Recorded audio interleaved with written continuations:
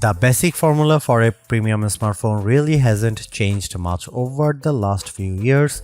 You get a large display with slim bezels, a premium metal frame, a big camera module on the back, and glass covering the front and rear. Google isn't breaking away from that formula with the Pixel 11 Pro and Pro XL, but it is adding some interesting hardware upgrades and even bringing back a familiar phone feature with a modern twist.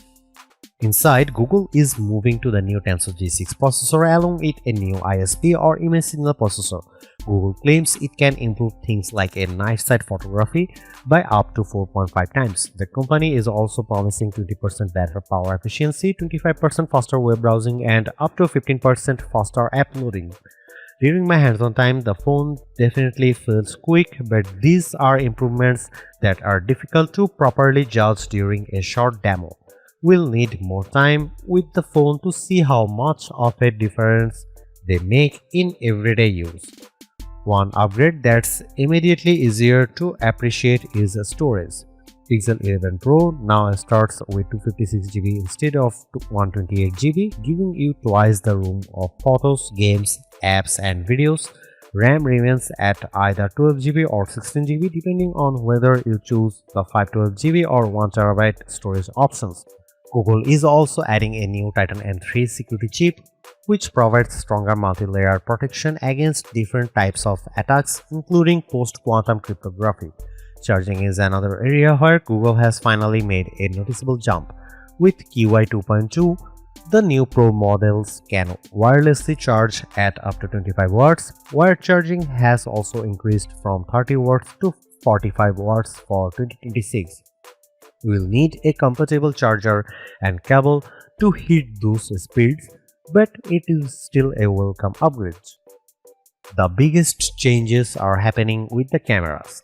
The Pixel 11 Pro keeps the 48MP ultra-wide but gets a new 50MP main sensor and a new 48MP sensor for the 5x telephoto camera. Based on what I saw during the demo, image quality looks noticeably better with much sharper fine details, especially in things like hair.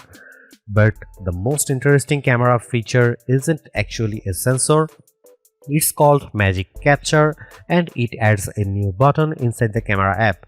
Instead of constantly worrying about when to press the shutter, you can activate Magic Capture and let the Pixel's AI handle the moment for you. Once the action is finished, or once the 2-minute video limit is reached, the phone automatically picks several of the most dynamic images and one clip that it thinks best represents what happened. Google says the AI analyzes around 400 frames before choosing the best ones.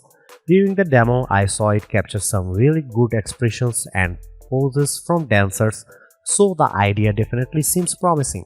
For people who want more control, Google is also adding customizable camera looks.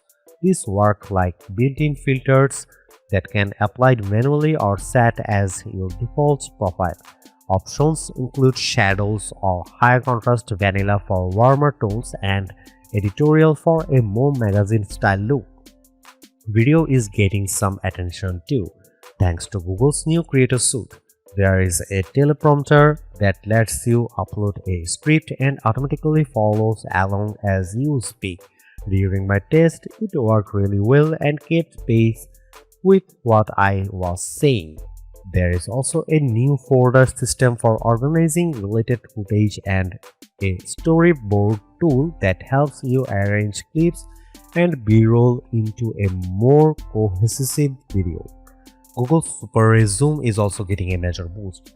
The Pixel 11 Pro can now reach up to 120x digital magnification, beating the 100x split zoom found on phones like Samsung Galaxy S26 Ultra. Of course, holding the phone steady at 120x is difficult, but Google's demo showed some impressive results. The company placed a tiny Android figure on a wall more than 50 feet away. It looked pretty fuzzy through the viewfinder, but after processing, the final photo was surprisingly crisp. One of the more unusual additions is HiLight, which is basically a modern take on the notification lights found on older phones. Built into the Pixel 11 Pro and Pro XL's camera flash area, HiLight can display different colors for notifications. That means you can leave your phone face down on a table during dinner or a conversation and still know when something important is happening. You can even assign specific colors to people in your contacts, so you could theoretically know who is calling without touching your phone.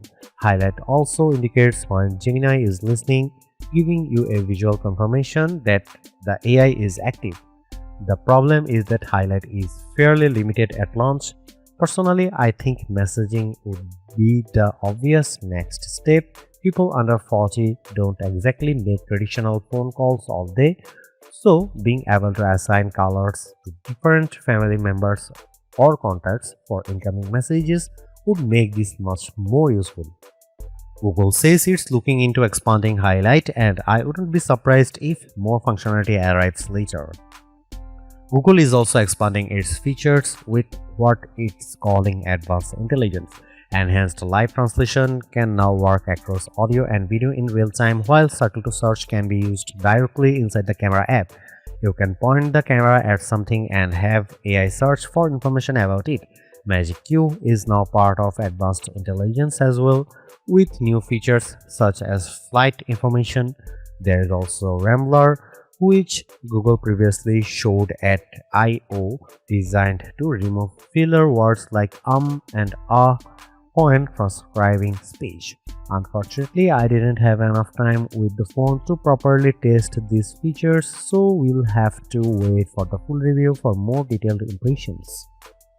The basic formula for a premium smartphone really hasn't changed much over the last few years. You get a large display with slim bezels, a premium metal frame, a big camera module on the back, and glass covering the front and rear. Google isn't breaking away from that formula with the Pixel 11 Pro and Pro XL, but it is adding some interesting hardware upgrades and even bringing back a familiar phone feature with a modern twist.